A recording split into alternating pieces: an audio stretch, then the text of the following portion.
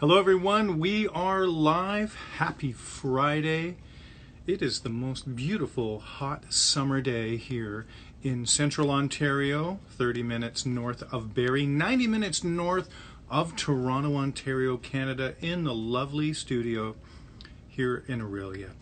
I'm so happy to be here and grateful and excited for today's guest. I just wanted to say I hope that everybody is having such a great summer so far, even though things are not as normal with the coronavirus and other situations.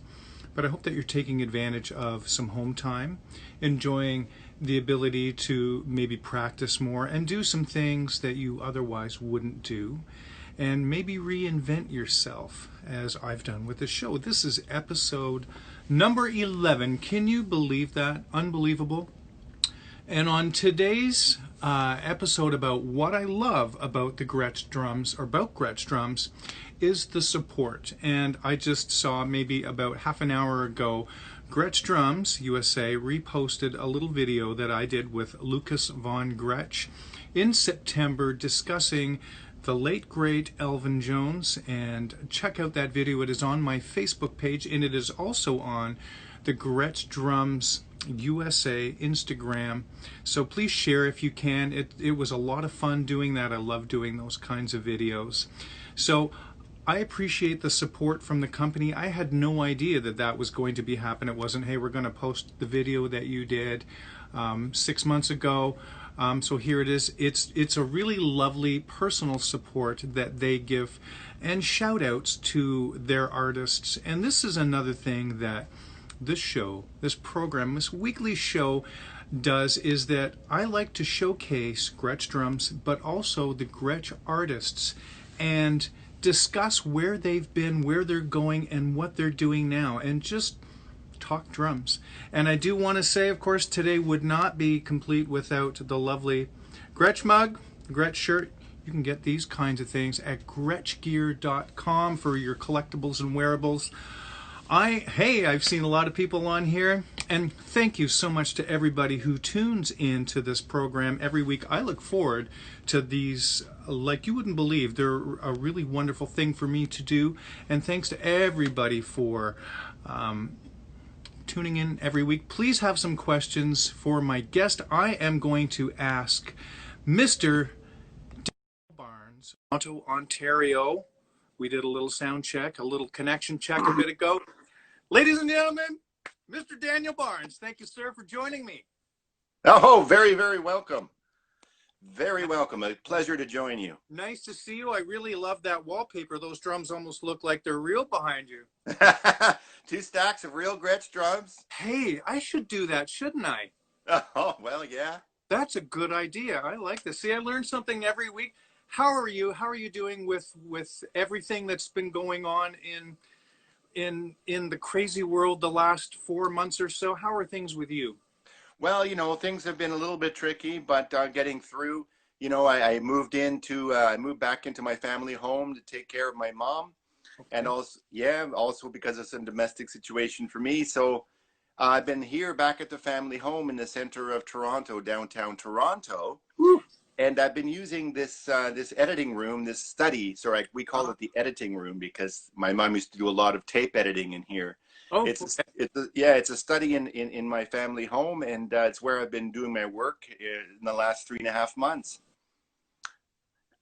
That is good. I have drums in the room. That is I amazing. These drums in the room, old drums here, and then my new drums that I actually brought to the house for safekeeping on my left. So that's very nice. And on my left too. That's awesome. Oh. So let's get started today. And I happened to see you back in the late 1980s, probably 1988. You were playing with your brother's band, I believe the Mika Barnes band. I saw you playing, I think you were opening possibly for Tom Cochrane or some Canadian, or a few acts. Parachute. Back in the Parachute Club back in the day. That's right. We had this discussion. And I remember thinking, this band is so killer. And it turns out that you were playing drums on that stage. And that day I was like, man, I really would love to play there. So I'm excited to get to know you and to let everybody else that's tuning in and chooses to share this conversation, everybody get to know you better and get your name out there more. So let's dive in.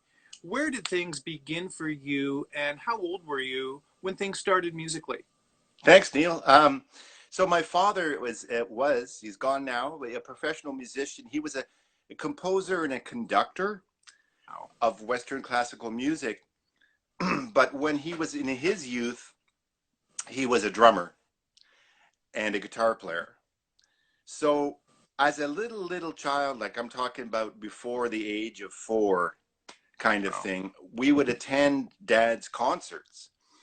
And I would come home after the concert, and his drums, this is part of the reason I'm doing this from this room. His drums were the first kit that I ever played, right? And Wow. they looked exactly like this. Oh boy. Not Gretsch, but Yeah. A beautiful American iconic brand, right? I would take his drums and I would set them up like the percussion section in the symphony orchestra that I had just seen him conduct. And I would Wow. improvise, you know. And I did some of that, and his they left the drum set up for me to play. And they sort of felt I had a knack for it, that I had a touch. And let's let him play, they said, Mom and Dad, you know. And so it started then. And really, by the age of 5, I knew I was a drummer and I wanted to be a drummer for my life. I'm one of those That's lucky incredible. people. Yeah. That's incredible. And so what happened? Did you study? Did you do some lessons early on? Well, I didn't do lessons. A few pointers came early. I'm kind of sort of self-taught. I did a lot of self-directed study, but that doesn't negate some very good lessons, which I'll tell you about. Sure. But in terms of like the very beginning, I had some instructionals from some people. Um, Sorry, Eddie Blackwell as an American Ah, jazz drummer, right? yeah. Best known for his work with Ornette Coleman, I guess. Um, but my folks, my mom and my stepfather were in radio. They were doing a radio series for CBC on jazz. They were into production and writing radio spots, radio documentaries.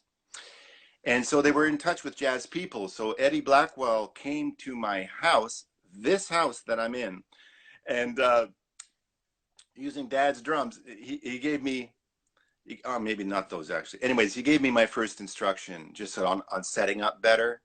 Then a couple of years later, we were attending a Charles Mingus concert show down at here in Toronto. People would remember the Colonial Tavern, the Young Street spot. So they had Yeah. weekly jazz gigs, you know. Yeah.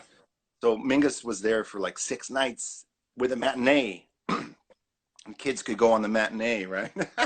So I was like 8 years old or something, and my folks took me down there for yet another show. And Charles Mingus had been to our home at that point. They had become friends. You're Mom and my kidding. stepdad doing the interviews and things. That So is they got unbelievable. I had no idea. This is amazing. Keep going. so after the show, Charles Mingus said, "Danny," and he was talking to me. "Go, you want to play some drums?" As the people were leaving, you know, like the place was kind of cleared out. And I got nervous. I was like, I don't know, like, what about your drummer? Is he gonna mind? You know, Danny Richmond was his drummer, right? Is Danny gonna mind? So Mingus calls over, "Danny, you mind if this guy can play your drums, whatever?" No, apparently it was fine. So I went down. There I climbed downstairs. I'm like, whatever, 7, 8 years old. I sit on the stage on Danny Richmond's drums, and I start doing some playing. And I remember 2 things. One is this big lady in the front row who was still there said, "I'm gonna watch out for you." And the Wow. second, the second thing was, Danny Richmond, the drummer, came down to the stage, and he came over to me and he showed me how to make. My first lesson, really technical, was how to make a buzz roll. That's really invaluable. That really is. That's a technique I bet you a lot of drummers don't really have together. The buzz roll, very important for Yeah. jazz and that. Eh? So those are my like pointers. And then from lessons from there, two things happened. Another thing is my mom and my stepfather were in social circles, musical circles with a few folks like Don Thompson and uh, Wow. you know sorry, Sonny Greenwich and Claude Ranger. Holy smokes. This is crazy. So you This know is who I'm jazz talking. royalty. Yeah. So Claude Ranger, you know who I'm talking about. Oh, yeah, absolutely. And many Canadian musicians might, maybe many won't. And certainly my international friends, maybe a couple of people signing on here from the States or some other places might not know him at all. But so Claude Ranger, right? He's how would you describe him, Neil? A really modern kind of and groundbreaking drummer, kind of in the Tony Alvin kind of vein, right? Right, yeah, exactly. Band leader, kind of a bit Yeah. iconoclastic, right? He had a lot to say on the drums and he put it in there, right? He was like boom, boom, boom. So right, so he was like friends. So he came over to my house when I was a kid and gave me some lessons. Those were my first real technical lessons. He also What gave did me you some. do with him? Sorry to interrupt. What did you do with him? Do you remember anything? Yeah, I do. Yeah, I do. He was like he gave me independence exercises. Of course. Yeah, you know, play the ride jazz beat, play the simple 2 and 4 hi hat, and then do these triplet based combinations between your snare drum and your bass drum, right? Yeah. Yeah, independence. He also gave me this pure chop thing where I can still see the chart. I still have it. It's like one left, one right, or one right, one left, whatever, and then two left, two right, three left, three right, and on and on and on, and just use that and play it all over your kit on snare, but also everywhere, and just developed this chop. So that's what some of the stuff he gave me. And he also instructed me a bit on piano theory, a little bit on modes and piano theory. So I was learning from him. Now, I got to tell you, uh, before I go on with the teaching, I might as well say, um, when Claude left Toronto, I think to move out west to Vancouver, I think in Yeah. around '84 or something, Okay. in and around that zone, he asked me if I wanted to buy his drums, his Gretsch drums, his USA custom Gretsch drums. And you didn't though. Good one, bro. Good one. There'd be a story. Yes. Nah, no, There no. wouldn't be a story. It'd be, these are Claude Ranger's drums. Yes. These are Claude Ranger's drums. You're kidding me. This right here, bro. That's No. Drop G, 16. No, pardon me, 14 by 14. And that's his 12 by 8 tom. That's the one on the top is from something else, just for show. Are you kidding? Dude, I had you no think, idea. Neil, I'm not going to get on here and lie to the whole world I am so about. happy that you have that drum kit. And PM me your address again. Yeah, right. I'm super happy. That is wonderful. Thank you. It's been beautiful. They're such beautiful drums. They're excellent, top-notch USA custom drums that I used for so many years regularly. Yeah. Unfortunately, the bass drum, which was only a 16 by 16, Okay. manufactured at the company that way in I forget. Um, because it had the rail bar on it and the Yeah. tom rail and everything, Yep. it just sort of collapsed a little bit and went out of round after like a long time. Yep. And so it's out of commission. But I do have the kit. I'm really happy. So, and then how old were you when you were doing those lessons and knowing and hobnobbing with such jazz royalty? Don Thompson, that blows my mind because he plays drums, bass, and piano Yeah. better than just about anybody else on all three instruments. He's got to be 80 or so, something like that. And I've never met him, but an iconic Canadian jazz musician and incredible educator. And you play and you know these people and Oh, had face to face. Neil. This is incredible. I'm really excited, man. This is great. What can I say, man? Um, yeah, so Claude was a big influence on me as a teacher, as a performer. I'd see him play, drummer, band leader, and as a Gretsch player, Mm-hmm. right? So then I wound up with this Gretsch. But the the other thing is, when I was, geez, I don't know where I'm going now, about lessons. Okay, so since we're talking about lessons a bit, um, when I was about 9, I did my first lesson with Jim Blackley. I think you're a Jim Blackley man. Yes, I am. Absolutely. Life changing. Right. Completely life changing. Yeah. So Like you. at 9 years old, I wasn't quite ready to take it on, but I went back when I was a teenager, and I did do a series of lessons with Jim. I didn't last all that long. I didn't even last up to half a year. I did 5 months with him, but Okay.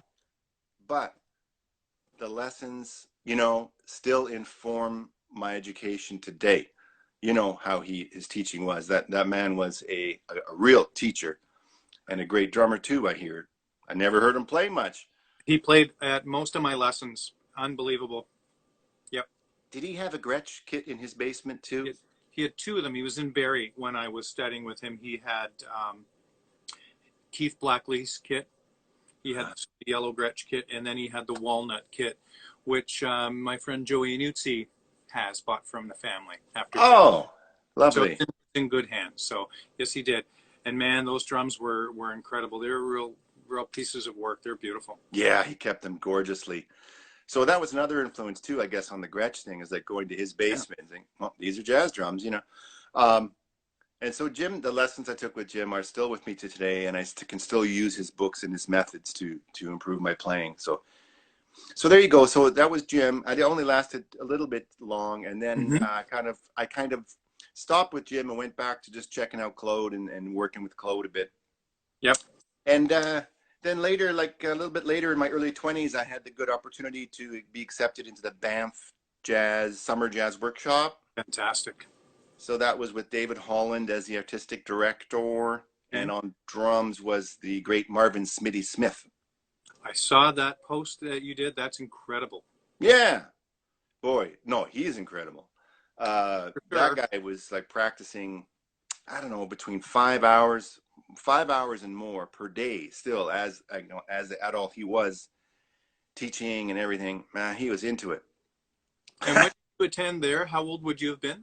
Oh, let's see. I was in my early 20s, like 22, 23, Okay. 24. Yeah, Okay. it was great. It was really great. And how long were you there?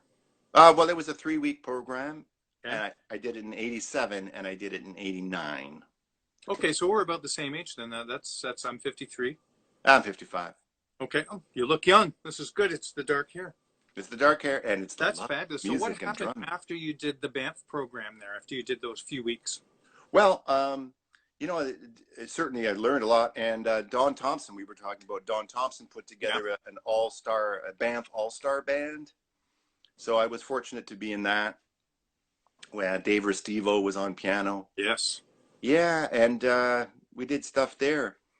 But Neil, it was I think I was 17 or 18 when I ordered my first Gretsch kit Wonderful. from the factory. And one of my Facebook friends, Tim Moore, I should Oh have yeah. notified Yep. Tim. He Yep. sold it to me because he was working at Long and McQuaid's, Wow. Wonderful. right? So I bought a kit, my first very own new kit, USA Customs.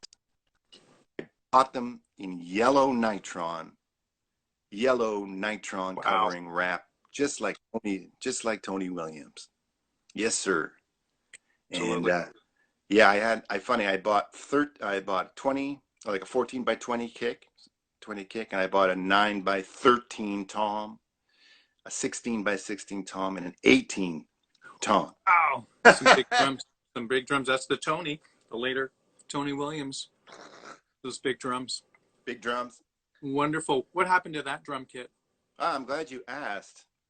No, I eventually, I eventually sold the 18. I still have the 13 and the 16 in their original covering. They're more or less in storage. I don't use the 13, 16 a lot, and I paired them with a 24 kick that I bought at Long McQuaid's as well, off of Lance Wright when he Yes. was there. And Lance was like, I think you should buy this. I think you're right. So those are kind of resting, but the 20-inch kick is a in regular use today. That's wonderful. Yeah, I ended up pairing it with some other used toms that I bought from McQuaid's, 8, 10, Yes. hanging 14. Yes. And that's sort From of your my video, correct? yeah. Okay. That's right. That's right. That's the drums in the video. That's right. From the Jazz Bistro. So those get a real lot of work with me, those USA Customs. Yeah. That's amazing. So Gretsch has been part of your musical life almost from the beginning. I mean, you've had the access and the to seeing all those great drummers, to see Gretsch drums in action, as well as the instruction, both with Jim and with I think Danny Richmond was playing Gretsch at that point, correct? Yes. I couldn't tell you. When he was with, I remember Jim actually Yes. telling us the story that that's how he wanted to become a jazz drummer, is seeing Mingus and Danny Richmond when he was out in Vancouver and seeing that. And he told Aisha, his wife, saying, I have to move to New York. The kids, everybody, we've got to go to New York. This is a calling. I need to do this. So, and because Danny Richmond came over to Jim's house and Jim was showing him the things he was working on with the book. And he said, and he wrapped his arms around him and said, that's incredible. And so that began Jim's journey as a drummer instead of being a pipe band drummer, which is pretty awesome. So yeah, Jim was very life-changing. When did the composition thing start for you? Because you're a drummer band leader, you know, and you write. True enough. And I don't just write tom notes. Yeah. Hit the tom here, hit the tom there. Doom. Yeah. Oh, good question. You know, improvisation and dealing with music was there for me from the very early time. And sort of like, you know, composing is like writing down your mental improvisations, you know? Yeah, I mean, that's part of it. Yes. Of course, there's craft involved where you finish things out and etc. But the kernel of inspiration just comes from something you dream up, right? Some musical thing that you dream up. And what I can tell you and this drum audience will appreciate it the most was that when I was playing my drums, I used to look at my hi-hat cymbals. And this was before I had like the good cymbals. I was using taiko. I had a set of taiko hats, and they had grooves. The hat had like grooves in them. They looked just like a vinyl LP. Yeah. With the separation of the tunes. Wow. And you know what, man? I would look at those grooves and those spaces and lengths and imagine that those were tune lengths. And I would dream up something musical in my head that I would be playing along to and looking at those grooves and going, that, oh yeah, this track, that's a bit of a long, like, it takes longer to happen. That was the beginning of the playing, you know. And then I tried to learn piano as a child. I didn't take to it very well. Yeah. I didn't like reading the music, and me neither. I got better. It's tough.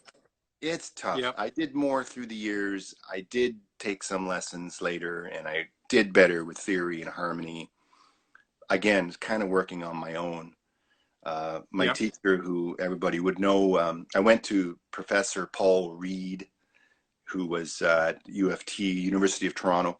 Yes. I went for a couple of private lessons with him, but he kind of just said, well, yeah, good. Yeah, just work your way through this book here. And because he was busy, you know. So that's what I did. Right. But so the composition came early in life. I was doing it when I was a teenager. I was doing it in my early 20s, just trying to figure out stuff at the piano, you know, knowing some basic things at the piano and taking it from there. And I always learned more and learned more. And now I have sort of relatively decent understanding of music harmony theory to the point where I can at least recognize things, write things down, and so on.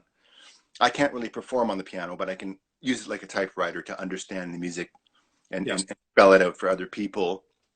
So it's been with me throughout, really, the writing. Yeah. And that definitely helps as a drummer. You're more sympathetic to the piano player or the bass player or a vocalist if you perform those jobs and you hear a drummer stepping all over the vocals or not playing good time. And as a bass player, I probably drove some musicians nuts in the beginning because the time wasn't good, and I was probably too loud, and I probably played too many notes early on. So All that.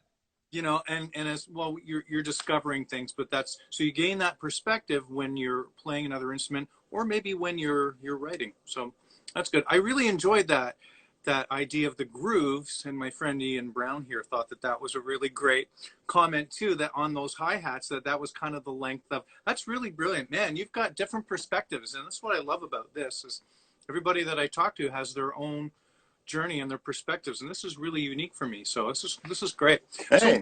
when did you start playing and or performing out with people? How old were you, and how did the career develop to where you became known as one of the better or one of the top jazz drummers in the city? Well, I'm glad you asked, Neil. I I Let was me have hoping some to, coffee. yeah, I was hoping to go on and on about myself since I'm the featured No, artist today. this is well, you are absolutely.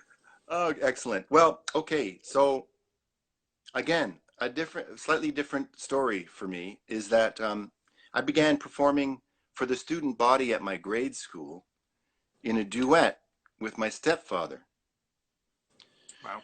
who played saxophone and who brought all the pretty good record collection into my family home when he moved in. So we started doing stuff for my grade school when I was like in grade 3 or 4 or something, like early.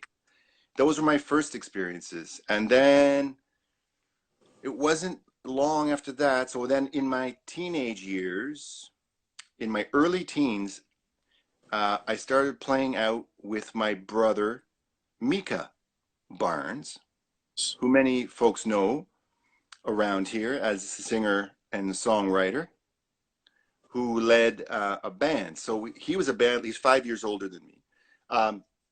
He led a band, and we played at home a lot. We played at home, you know.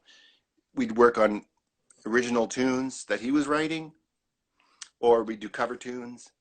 And he was starting to play out in the gigs, in the gigging world here. At that time in Toronto, we had 3 and 6 night gigs at places like Garbo's, Bobbins, Café des Copains, different places you Wow. could play. There was sort of like cabaret rooms, jazz rooms, and we would do them. So by the time I was in grade 10, I was working 6 night gigs with my brother. And that, you know, I remember my homeroom teacher was like, you know, you should try getting here like maybe a little earlier than 30 seconds before the bell. And when I told him, Hey, that's good though. I made it. When I told him, sorry, yeah, I just, you know, I was working, I was gigging until 1 in the morning. He was like, whoa, you keep that up. So I was playing with Mika in the clubs as a Ute, and that just led to starting to freelance on the scene. I didn't go to a music college. I didn't go to a music university. I'm one of those old schoolers. Didn't Yep. do it. I just was on the scene. So on the scene with Mika, started playing with different people, right? I had interest. I live in downtown Toronto. There's a lot of music happening from a lot of different folks. Before I knew it, I was playing with all sorts of different folks. Um, and playing with Mika. Mika's band expanded. We started playing larger rooms. We became Yeah. less jazz cabaret, more pop, dance pop. Yeah. So we were playing the Bamboo, the Horseshoe, Oh wow. etc. We started opening for international acts. Nick Kershaw at the Oh, Massey Hall. cool. Boy, was there a lot of MIDI on that show. Oh, for sure. Yep. I was like, a lot of machines out here, man. Anyway, um, and the show you mentioned, opening for the Parachute Club at the Forum. That was unbelievable. For those who don't know this, the Ontario Place used to have a very, very slow rotating stage. So no matter where you sat, you could actually get it. You could have a view of your favorite instrumentalist, the lead singer, the drummer, the bass player. I saw Toto there. I saw you guys there. Ray Charles there. Chick Corea Electric Band there. Yes. Just unbelievable the caliber. And I know Buddy Rich used to play there, so it was such a great venue. You guys were an amazing band, so much so that I remember to this day how great you guys were, because we saw a lot of opening bands back in the day. We saw 5440 there. Some of them were okay. I saw the Spoons there, and it's really cool gushing to Gore Depp afterwards, saying, "Saw you there, and then you played my high school." He's like, played everybody's high school, but you guys were really memorable. Cool. Thank you so much. And what a memorable venue. Like several of those shows you just mentioned, I also was at. Yeah. What a great place. So there we were playing, and we were filling clubs and with Mika, my brother, and things were happening. And then, you know, eventually he got offered a deal, offered to join the a cappella group, the Nylons. Mm-hmm. And so that was an international act. They were touring worldwide and doing stuff. So he went off and did that. And that put a kibosh on his band for some time. He's back at it. But anyhow, back in those days, so working with Mika, expanding out onto the scene and working with a lot of different bands. I was working with soca bands. I was working with reggae bands. I was working with pop bands. It led me, well, before Mika went off with the Nylons. So then also my jazz world was expanding. I was co-leading a band with David Restivo, who is a Canadian composer and pianist of note. Him and I went, yeah, him and I went to high school together. We were the jazz nerds. Yeah. Yeah, we'd take our spares and go into the music room and play some Thelonious Monk tunes and stuff. That gets the chicks. Funny. Two of them. All two of them. That is incredible, though. I didn't know you guys knew each other. I saw Dave play, and he was just unbelievable in a club. Yeah, he's a monster. Amazing. Yeah. Yeah, we came up together like that. And so we had a band and freelancing out on the scene. I got hired, you know, Pat LaBarbera hired me for a week with Bernie Sininsky and Don Thompson. I knew something was happening when that happened. You know? And how old were you? And how old were you? And what year would that have been? I think that was in '89. So 89? yes, I think that was '89. And so I would have been sort of in my early 20s again. Yeah, yeah. You know, yeah. So I started getting on that scene, and Bernie Sinsky hired me for a week at George's with Neil Swainson on bass, and that was educational. Let me tell you. What did you learn from guys like that? So that's the upper echelon of Canadian jazz. What did you learn, and what was so different about the people that weren't at that level? Well, I tell you, yeah, I remember the lessons of playing with Neil very clearly, because anybody who knows Neil's playing will tell you, you know, he is a rock solid player with unyielding time. If you want I mean, he can yield if he wants to, but if you need someone to lay it down and keep it, this is where it is, time-wise, I'm the bass player. Neil is as solid as I've ever experienced, and just effing heavy, right? And swinging. Oh, well, yeah. And, you know? and clean, like playing stuff on the acoustic, like just clean. When he goes for something, the time doesn't fall. You know, there are plenty of good players who I like to play with, who people love. They're moving around, and the time is moving around. But with Neil, he's got it sorted so thoroughly that when he goes up the neck to do something, the time does not falter. So, man, as me, 24, 25, and I'm like, yeah, Tony Williams, he plays quarter notes on the hi-hat.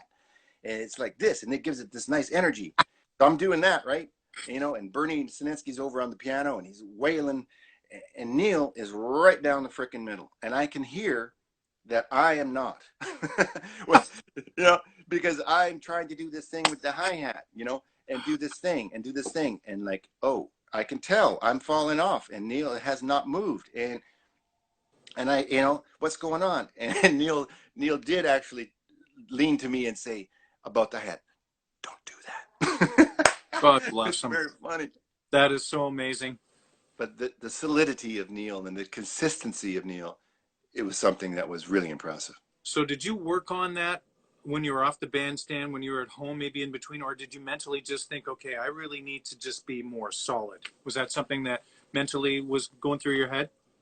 I think it sent me back to the woodshed, and but that pursuit of great time, no matter what you as a drummer are doing, Yeah. right? Whether you're doing something soloistic or busting out or trying something this or doing some extra stuff with your hi-hat or whatever, that's an ongoing pursuit of playing great time no matter what you're doing. So your independence exercises and such. Right. So Right. So I went all that those was things that you were learning, like say early on, or practicing, you really needed to get those to a higher level so that you could, if you're, because a lot of times when a drummer is learning some new phrases and new things, the time isn't necessarily super solid. So when you're playing those things that Tony would play, Alvin would play, or Vinny, or any of those greats, that stuff was like super in time. Well, you know what I'm saying, so much, but sometimes we play too much, but then the time suffers. So yes, precisely. that's amazing. What did Bernie? What kind of feedback did you get from Bernie? No, I don't know. I think he enjoyed it. I mean, he didn't tell me a lot. I think, I mean, we finished out the weekend and we certainly had some fun playing. So I don't remember anything particular that he told me. Wonderful. That's good. Yeah. Sometimes no news is good news, right? Good for So, you. around 24, 25, my friend, bassist and producer Paul Novotny recommended me to a pianist named Joe Seeley. Oh, yeah. So Joe is known in this country as a jazz man. He finally got the Order of Canada, for those who knows what that is. Contribution to Canadian culture, largely because of his work, the Africville Suite, Yes. which is an homage to his ancestry out of Africville in Halifax, near Halifax, Canada. And Wonderful. that's his roots in Canada. And, he's got family roots in Barbados. And so I started working with him, and I've actually been working with him ever since. Wow. There has been a few times when he used somebody else for this and that, but generally I've been his man for all this time, man. It's like actually about 30 years now. And he is an absolute prince of a man. You know, you hear such wonderful things. I remember listening to Jazz FM a lot back in the day Uh, when I was chatting with Jim, and you would hear Joe Seeley, and then I checked him out and went, wow, this music is fantastic. yeah, yeah. He's got his own. He's got a style. He's got an approach. Yeah. Lots of people like working with him, and we play. It's nice because it sort of gets in touch with the jazz tradition. He's also got a flavor of modern contemporary, Yes. not so much edgy, but more on the groove side, more on the yeah, melodic side of things, not so edgy. So that makes him a popular choice for singers. We back a singer named Colin Hunter. We've worked with Jackie Mm-hmm. Richardson quite a bit and all sorts of folks. So all sorts of situations with Joe over the years, including some nice touring down to Sunny Climbs and things like that. So Joe's been really important to me. Still is. We're all going to get back playing when we can.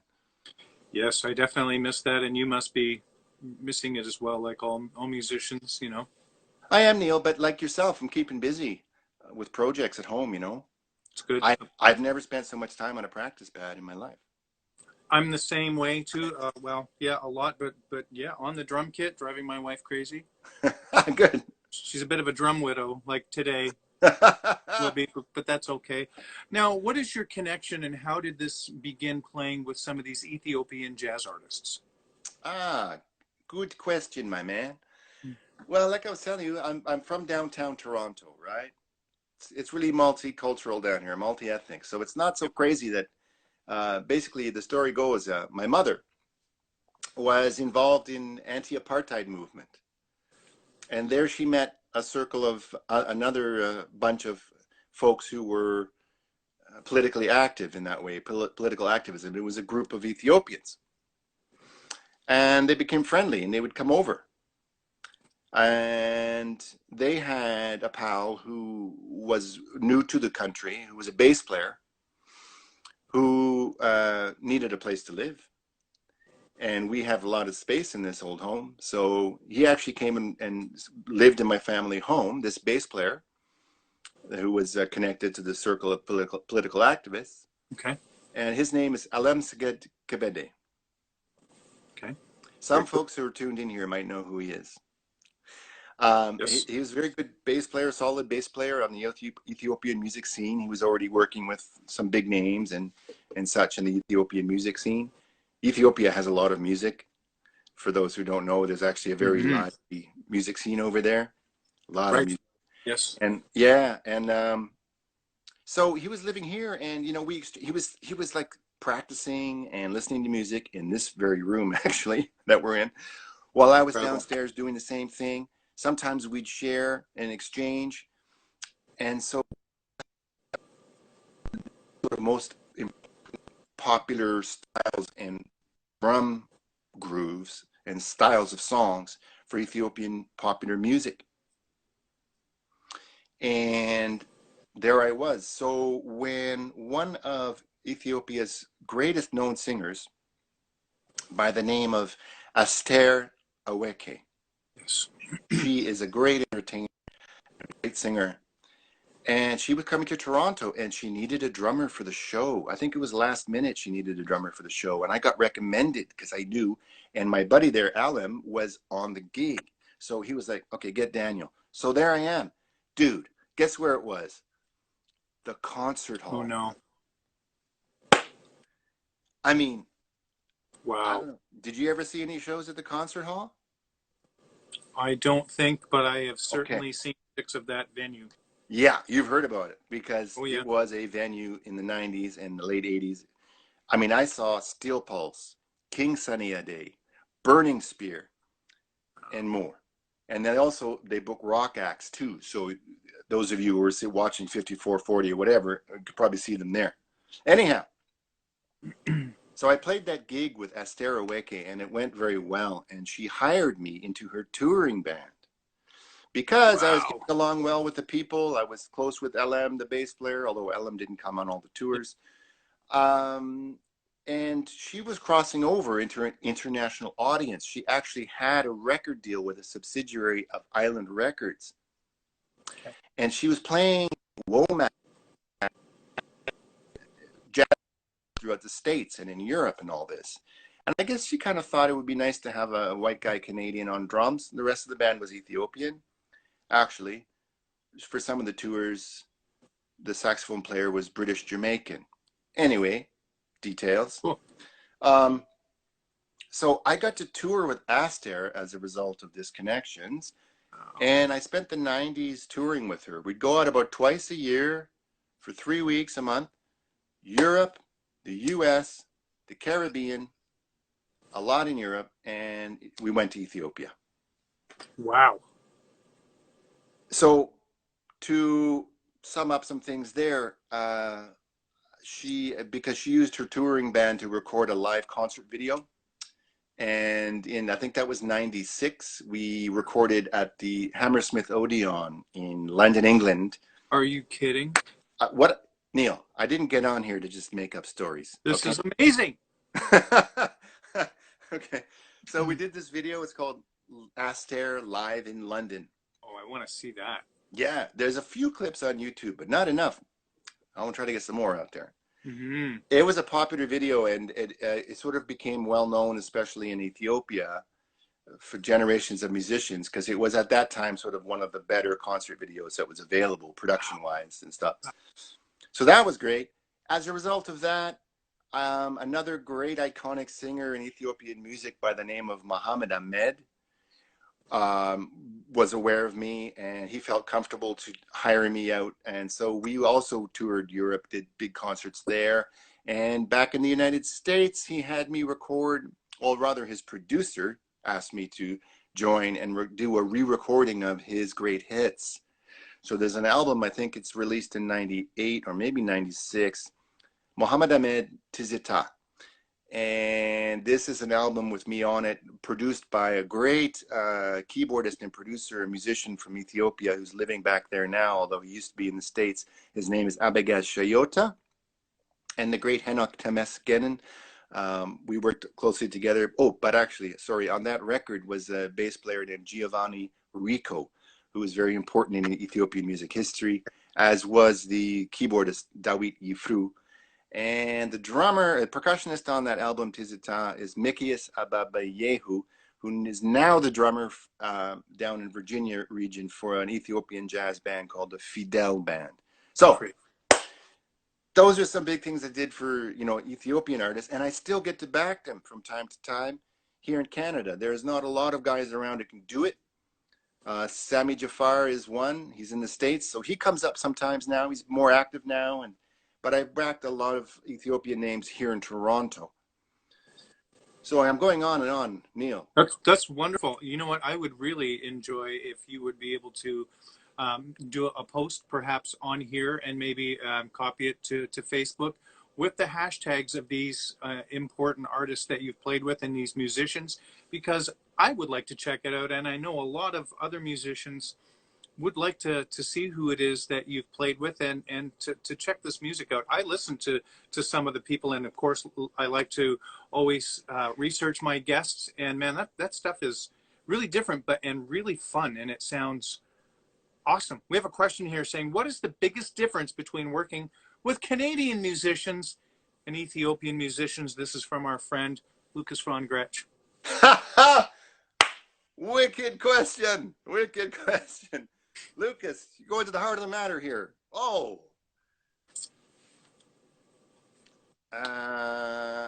With working with Ethiopian musicians, it is, I would say there's a more social element to the experience of rehearsing and performing. In Canada, Canadian style, of course, is let's be super efficient and get in and out. Can we rehearse for like 1 hour? And then, then the show is tomorrow, right? Yeah, right. I get it, and we're busy, and efficiency is good. But the Ethiopian culture is a little bit more like, okay, let's gather for a rehearsal, and we'll work until it's done. And we'll probably have a meal.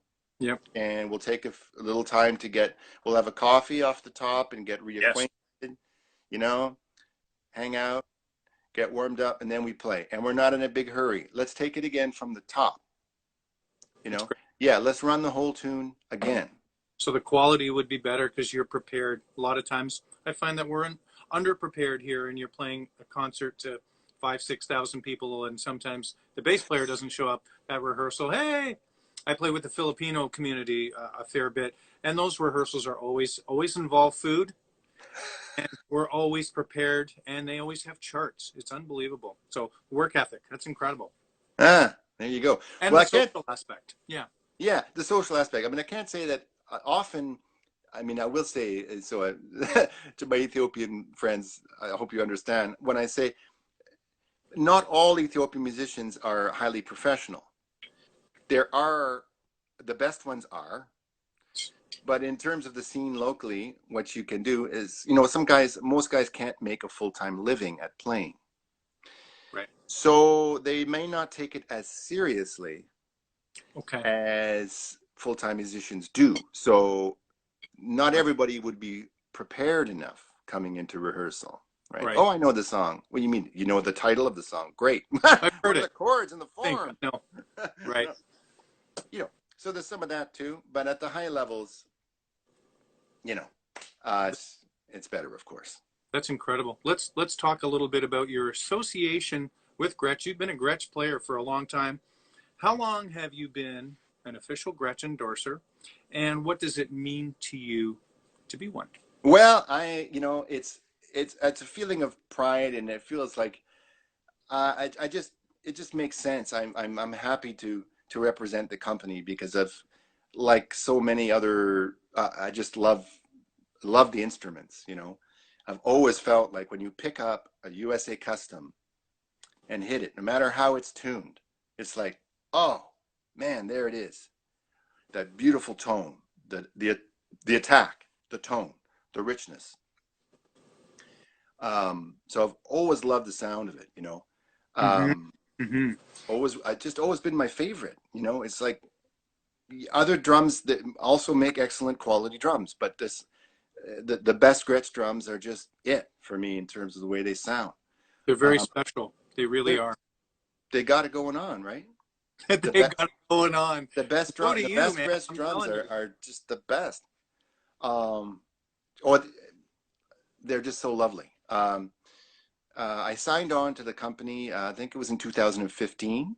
I had sensed that there was more Gretsch activity happening in Canada, Yes. largely because Paul DeLong, your first guest on this, My inaugural guest on this program, the you're not, lovely, talented Paul DeLong. Yes. yes, and such a stalwart member of our drumming community here in Canada. Yeah, he's kind of like the pinnacle, in so many ways. And he's such a nice man and a humble guy. He really is. Is such a giving guy. Like, yeah. I was Yeah, nervous about asking him to be on the program. I thought he'd say, "Nah," but he was like, "Yeah, when?" there you go. I'm like, "How about Friday?" So it was great. So Oh, you that's know, terrific. when I saw that Paul had switched back to Gretsch, Ah, I said, yes. "Oh man, something's up," because I knew he was a Gretsch guy. Yes. Oh, I Eh. used to see him and ask him, "How many Gretsch kits do you have now?"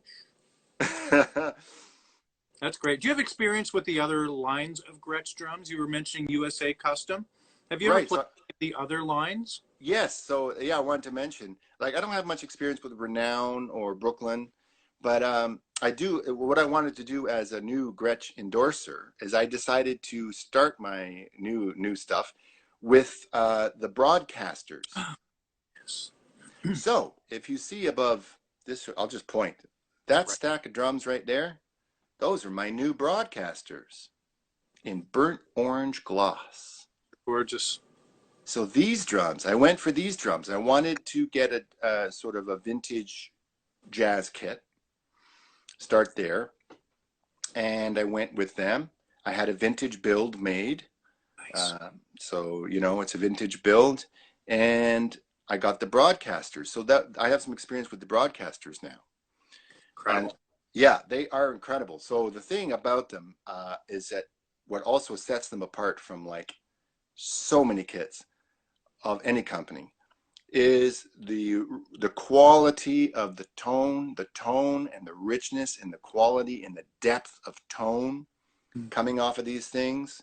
They're different than the USA Customs, but they are also so quality. What is different about the sound with the broadcasters versus the USA's? I've never played a broadcaster kit, so but I've What seen them. I you seen them? What I've found is that they have okay. So with the USA Customs, when you hit them, they are a bit punchy. They are Mhm. a bit contained, maybe. Yeah, with the die. Punch, Yeah. yeah, punchy, contained, rich and fabulous. With the broadcasters, they are more open sounding. Ah, okay. You might say they ring more, but of course, in our world, saying that they ring could be taken very negatively. Right. If you know you're in a drum studio, your drums have a ring. We're supposed to. Right. Yeah, as I say, well, they're drums, man. Like anyway, they have a more open sounding tone. It's almost as if they're more like bell like, Okay. and they have a lot of attack, but they seem to have a wider range of response frequency wise. They're kind of open and again very rich. Hmm. Um, what is the difference between the bass drums? Or is there sonically? How do you? Can you compare the broadcaster versus your USA? And what sizes are your broadcasters? I got the broadcasters again. I got 14 by 20 kick. Oh, beautiful. That's my favorite. Yeah. And it is beautiful. It is rich and bassy and just lovely. And I've got it tuned now. Since it's a jazz kit, there's no hole in the front bass drum. There's no Wonderful. port for the Yep. mic. Oh gosh, oh gosh, Ha! gonna piss off some sound engineers. Um, yeah, so you get the full tone of the drum. The drum does all the work in terms of making the sound in the room. And it is a full, warm, fabulous sound. I got a 14 by 14 with legs. I got a 12 by 8, which wait a sec. Oh yeah, which is like a just on a wing nut thing coming Okay. off Yep. the bass drum. I got the rail mount on the bass Wonderful. drum for Wonderful. this. Beautiful. Yeah. Vintage. Also got a cymbal mount on the bass drum. Love that. I love that. Old school, baby. Yes, that's awesome. Just like my dad's 52 Ludwigs that I showed you earlier. Wonderful. I didn't say that. That's good. Yeah, and then that's a 5 by 14 snare on the top there. And the difference in the bass drums, well, they both have like a lot of warmth and presence and depth, but the tuning is so different because on the USA Customs, I put a pillow in there and there's a porting head, I and see. it's meant for a mic, you Okay. know, or a very reverberant room. Right. But they both give me that warm, fat That's Gretchiness. nice. That's great. And the snare drums would be quite different too when you have those 302 hoops versus a die cast hoop. I find the drums, as I've got a Brooklyn, a couple of Brooklyns here, and with those 302 hoops, it's more of an open sound and but still has a lot of crack. I love the different Gretsch lines. And once we get back to work, I would like to actually own a broadcaster kit, and I'm playing my friend Ralph Allman's Brooklyn kit here still, and love this drum kit. I would not hesitate to buy any of the lines, even the offshore lines. So because they're wonderful drums. So that's great to hear. Yeah, man. High Nice. quality stuff. Um, I wanted to ask you. We have about 3.5 minutes or so. If you were to give advice to a young drummer, say somebody 15 years old, between 15 to 18, what advice would you give them if they said, Daniel, I want to be like you. I want to play drums for a living. I want to play all over the world. I want to play jazz. I want to play all kinds of different music. What do I need to do? Damn. Well, that's a good one because this day and age, it's really hard to tell what the future is. It's getting awfully hard to be a full-time musician these days. I kind of feel like, wow, I'm still hanging on to my career. Oops, still hanging on to my career. But of course, with this coronavirus and everything, things are changing. It's Yes. very difficult to be a full-time musician these days. However, as we know, those of us who have carried on and done the career anyways, we know that sometimes you just don't have a choice. It's really the only thing that you want to do. So if that's you, I would say and you're in your teens, I would say practice a lot now. Do a lot of studying early. Put Yes. in your hours when you don't have to be busy making a living Yes. or whatever, or trying to raise children or something, Right. Yep. right? Do your practicing early. Go for it. You know, if you're interested in studying the drums or music theory and harmony and all that, go for it. Now's the time. Use your time. Maybe you're living at home. Do it. Do your practicing, your studying. Also, you got to play a lot with people. You know, especially as a jazz artist, jazz person, it's really about groups and people. You know, so do a lot of sessions, write tunes, bring them in, maybe have a collective where people share tunes and play them. Do your session playing. That will lead you into friends who will hire you for gigs, if there are any gigs. Uh, Stuff like that. So, and now if you want to be like a full-time professional for your life, you should really look at being very diverse. And if you have an interest in diverse style, that's a good thing because I've kept busy by playing on the pop music scene, the jazz music scene, the You need world music scene, and all that, right? Yeah. I think I neglected to tell you earlier that I did my pop time after with Mika. When Mika went off with the Nylons, I was with Bass's Bass. I was with Bourbon Tabernacle Choir, and I was with John James and the Mother of Hope. Those are all like charting bands, right? Pop music. So, Wow. so I say that to say, be involved in, if you have interest in different music, go there. Also, learn to read well because there's a lot of gigs that pay very well, and if you're into reading, they're for you. You know, I'm talking about pit work in for big shows or Cirque du Soleil or something like that. We have You know, 15 seconds. I'm so sorry. We're going to get all cut right, it's off. been so great, Thank you man. for everything, Mr. Daniel Barnes. Tune in next week for another episode of Gretsch Afternoon Drum Break. Everybody stay well. Thank you so much, Daniel. Pleasure, man. Great. Thank you for this.